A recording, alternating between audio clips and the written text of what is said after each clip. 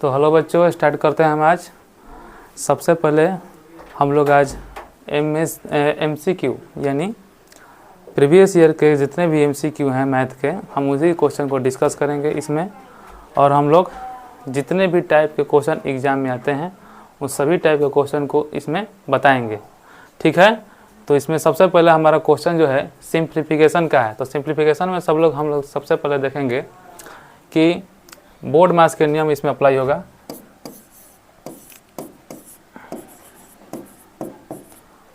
सबसे पहले होता है ब्रैकेट, तो हम लोग सबसे पहले इसमें ब्रैकेट सॉल्व करेंगे। फिर ऑफ मतलब होता है ऑफ मतलब का, और डिवीजन का मतलब होता है डिवाइड, और एम का मतलब होता है मल्टीप्लाई, ए का मतलब होता है ऐड, और एस का मतलब होता है सब्ट्रैक्ट। तो सबसे पहले इसमें क्या है ब्रैकेट। सबसे पहले आप लोग ये नहीं सोचिएगा कि यहाँ पर माइनस है तो पहले माइनस करेंगे, माइनस के पहले देखिएगा ब्रैकेट है तो ब्रैकेट को पहले सॉल्व करेंगे, उसके बाद डिवाइड को सॉल्व करेंगे। तो ब्रैकेट को सॉल्व करेंगे तो यहाँ पर हो जाएगा 16 × 85 और 2 82, बटा में 5 है तो बटा में 5 ले लेंगे। फिर यहाँ पर माइनस है तो माइनस हो जाएगा।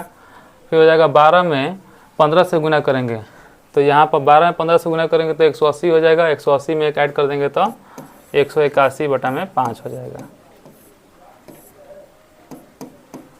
फिर यहाँ पर 81 में 3 से मल्टीप्लाई करेंगे तो 243 और 4 247 हो जाएगा। फिर हम लोग 5 और यहाँ पर हो जाएगा 15, 5 और 15 का एलसीएम लेंगे तो कितना हो जाएगा 15। 5 के पढ़ा में 15 कितने बार में है 3 बार में, तो 82 में 3 से मल्टीप्लाई कर देंगे तो कितना हो जाएगा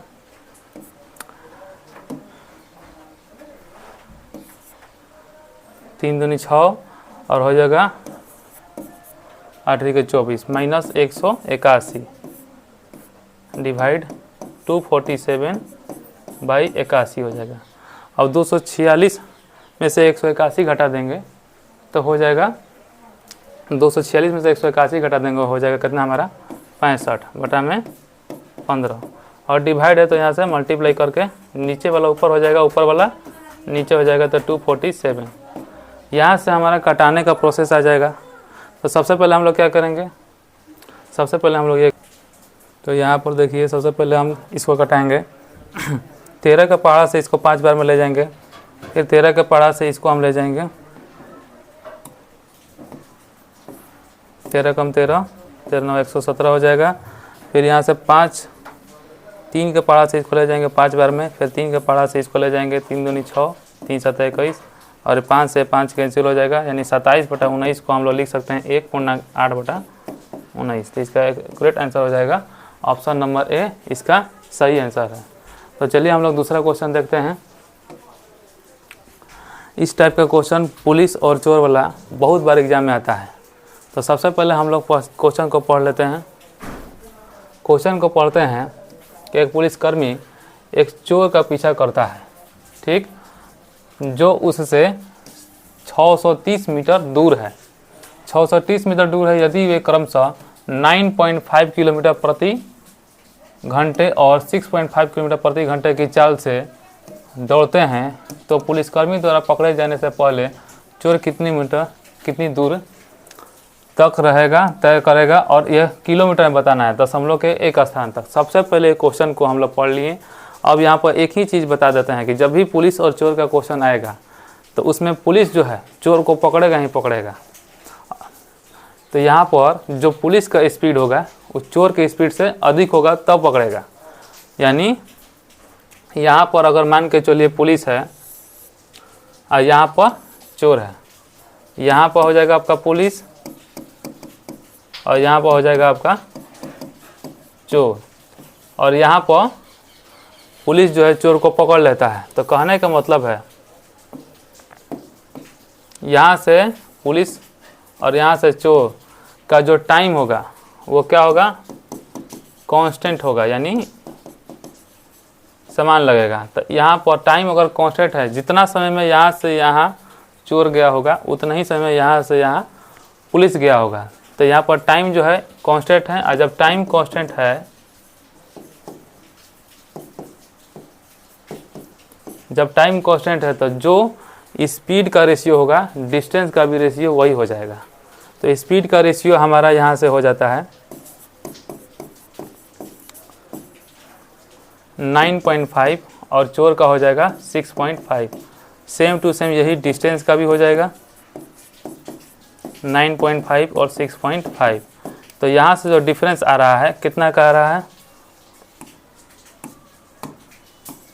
यहाँ से डिफरेंस 3 यूनिट का आ रहा है। और 3 यूनिट में अकॉर्डिंग टू क्वेश्चन कितना दिया हुआ है, 630 दिया हुआ है। तो 3 यूनिट का वैल्यू जो है 630 हो जाएगा। तो 1 यूनिट का वैल्यू यहाँ से कितना हो जाएगा, 210। तो ये 210 जो है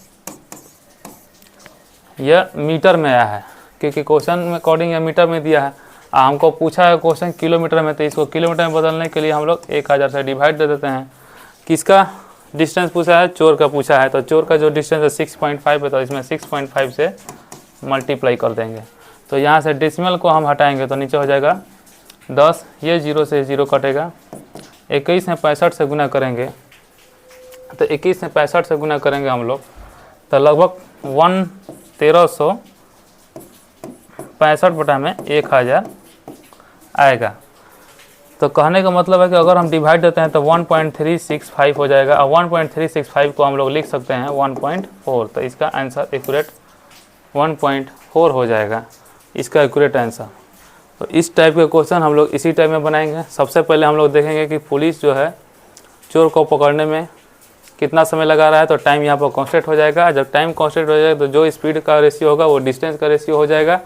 तो यहाँ से 3 रेशियो हो जाएगा, 3 रेशियो का वैल्यू हो जाएगा। चलिए आगे क्वेश्चन हम लोग देखते हैं।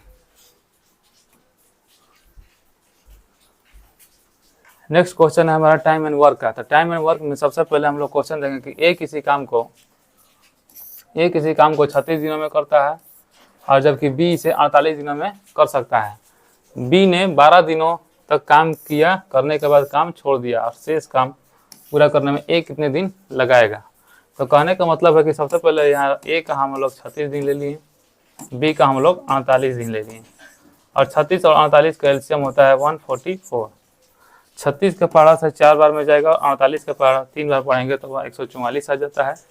यहाँ बोला है कि बी कितने दिन तक काम करता है, बी 12 दिन तक काम करता है। तो बी को हम लोग 12 दिन काम करा देंगे तो हो जाएगा 12 3 36। यानी टोटल काम में से अगर हम 36 घटा देते हैं तो हमारा 108 आ जाता है। और इसी 108 काम को ए कितना दिनों में कर रहा है, तो ए डेज यहाँ से निकलेगा 108 बटा में 4 रखेंगे तो 27 हमारा इसका आंसर हो जाएगा। ठीक है,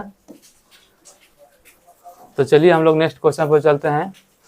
ये क्वेश्चन आपको समझ में आ गया होगा। इसी टाइप के क्वेश्चन जो है एग्जाम में बहुत बार पूछे जाते हैं। आप लोग सबसे पहले हम लोग क्या करेंगे, ए का जो दिन दिया हुआ, ए का जो डेट दिया हुआ, बी का जो डेट दिया हुआ, उसका एलसीएम निकालेंगे।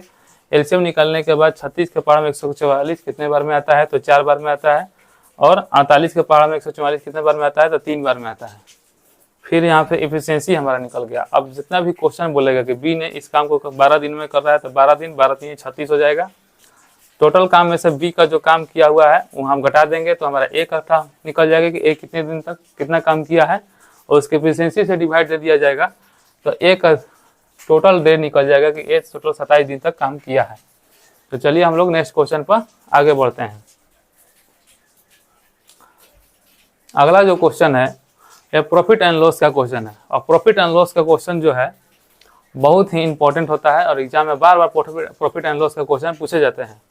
इसमें बोला है कि समृद्धि ने 26% हानि पर एक सोने की अंगूठी को बेची। यदि सोने की अंगूठी का क्रय मूल्य यानी उसका जो सीपी है, कॉस्ट प्राइस 38,500 दिया हुआ है, तो सोने की अंगूठी का विक्रय मूल्य बताइए।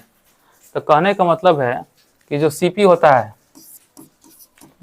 है, हमेशा हम 100% मान के चलते हैं। सीपी जो भी होता है वो हमेशा 100% होता है, इसलिए हम लोग सीपी को 100% मानते हैं। और 100% का वैल्यू जो है क्वेश्चन में कितना दिया हुआ है, 38,500 दिया हुआ है।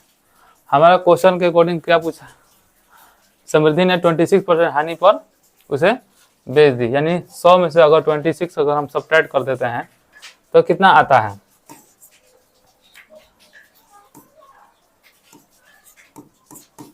74%।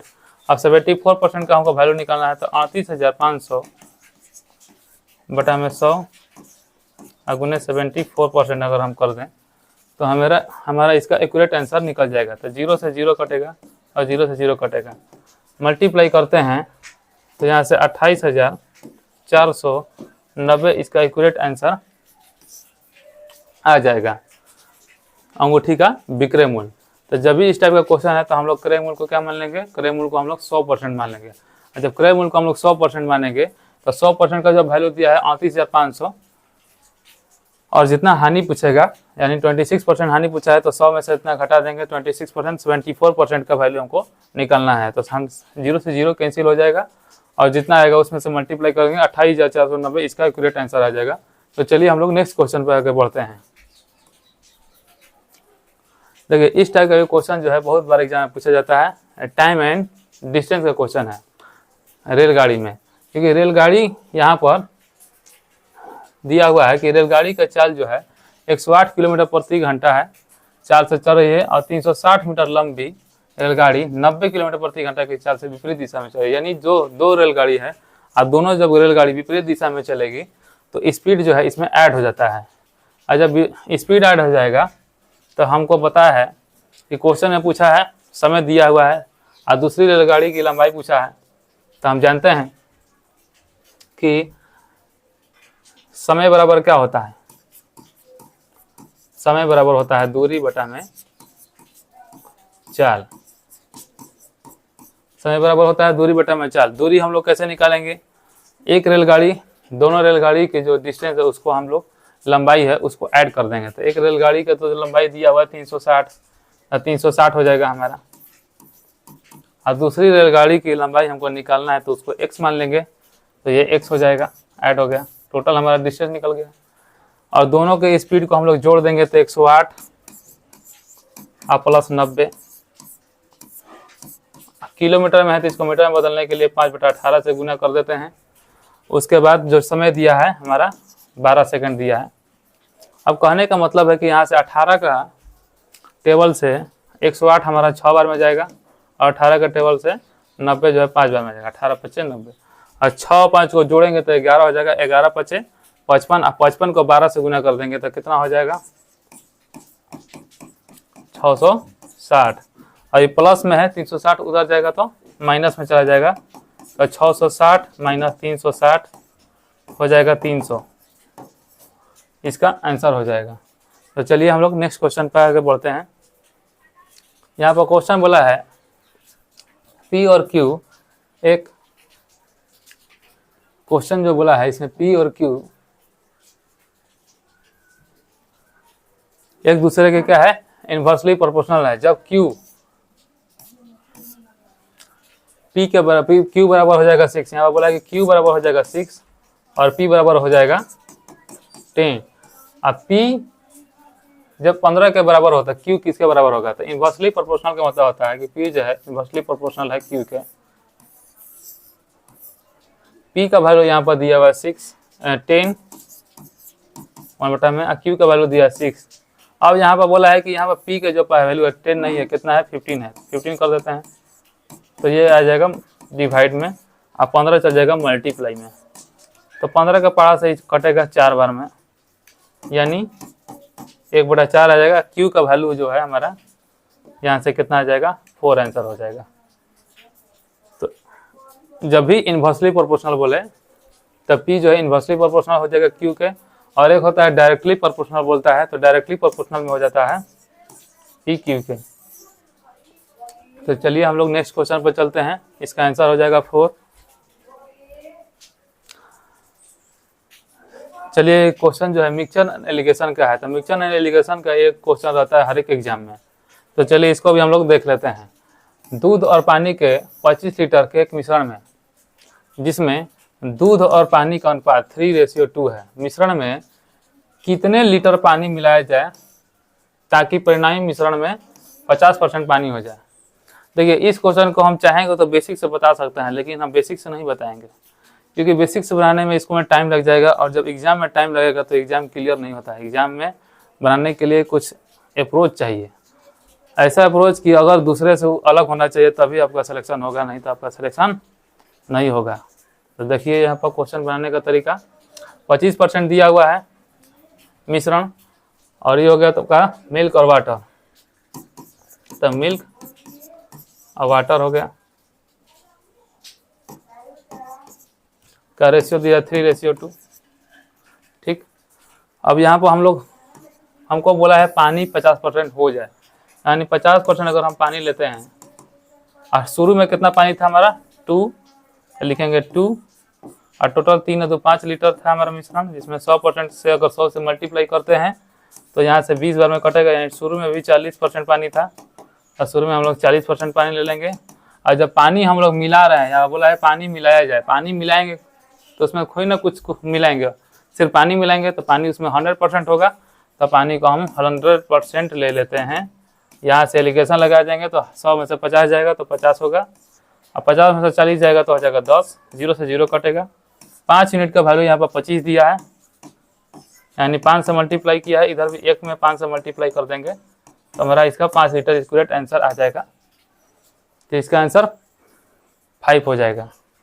तो इस अप्रोच से अगर आप क्वेश्चन बनाइएगा तो बहुत जल्दी क्वेश्चन बना लेना है। हमको ये भी क्वेश्चन जो है इतना भी हम लोगों को माइंड में ही करना है, इतना भी हम लोगों को लिखना नहीं है। इस तो हम लिख कर आप लोगों को समझाए हैं, लेकिन ये लिखना नहीं है, डायरेक्ट हमको अप्रोच लगाना है।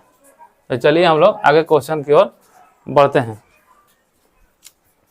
ये भी क्वेश्चन जो है MTS में आया हुआ है, तो चलिए इस क्वेश्चन को देखते हैं। कुछ करना नहीं है, इसमें x-2 बराबर हम लोग 0 ले लेंगे, तो x जो है बराबर उधर जाएगा तो प्लस में चला जाएगा, और इसमें जहाँ जहाँ x का वैल्यू है वहाँ x का वैल्यू पुट कर देंगे।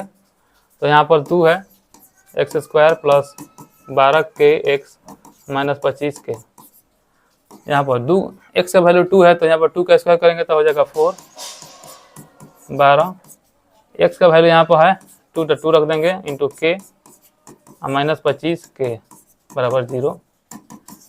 अब यहाँ पर देखिए कि 12 दूनी कितना हो जाएगा 24 हो जाएगा, तो यहाँ 8 प्लस 24k माइनस 25k बराबर 0। अब 24 में से 25 घटेगा तो कितना आएगा माइनस k, आई प्लस में उधर जाएगा तो माइनस k बराबर -8, माइनस से माइनस कटेगा तो k बराबर हमारा हो जाएगा 8, इसका एक्यूरेट आंसर हो जाएगा।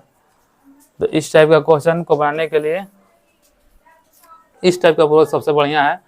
बहुत जल्दी क्वेश्चन को किया जाए, इतना भी क्वेश्चन जो है ये सब माइंड में करना पड़ेगा, नहीं तो आपका टाइम बहुत लग जाएगा। एग्जाम में टाइम बहुत मैनेज करता है।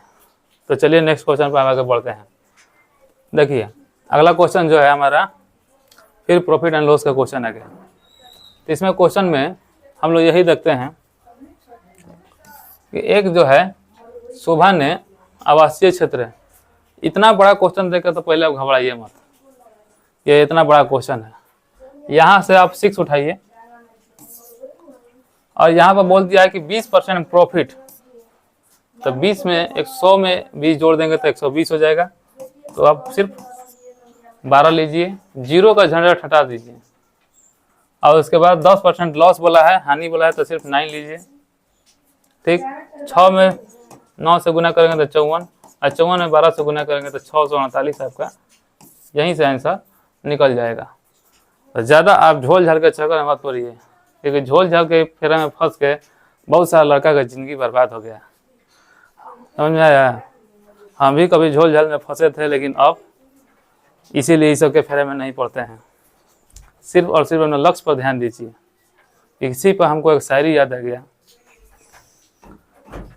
कि इश्क हमने भी किया था, हम भी रातों को जागे थे। इश्क हमने भी किया था, हम भी रातों को जागे थे। कोई था जिसके पैर हम पीछे हम नंगे पाँव भागे थे। कोई था जिसके पीछे हम नंगे पाँव भागे थे। इसीलिए आप लोग नंगे पाँव मत भागिएगा, या तो चप्पल या तो जूता पहन के भागिएगा तो जीडी का दौड़ भी निकल जाएगा। तो चलिए आगे हम लोग बढ़ते हैं।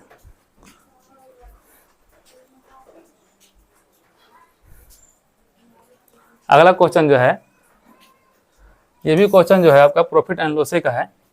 इसमें बोला है कि एक पंखे का मूल्य जो है 28% की कमी हो जाती है। पंखे के मूल्य में 28% की कमी हो जाती है और फिर 35% की वृद्धि हो जाती है।